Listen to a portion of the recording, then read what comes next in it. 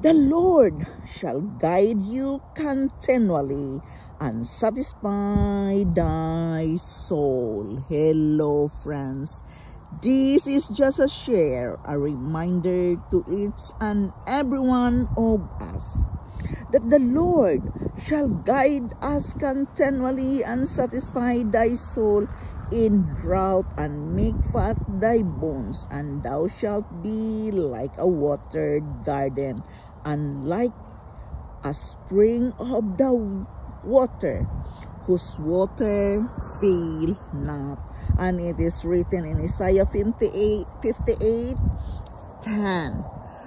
Yes, let God guide your life continually so you can live your best life. Trust Him to guide your path.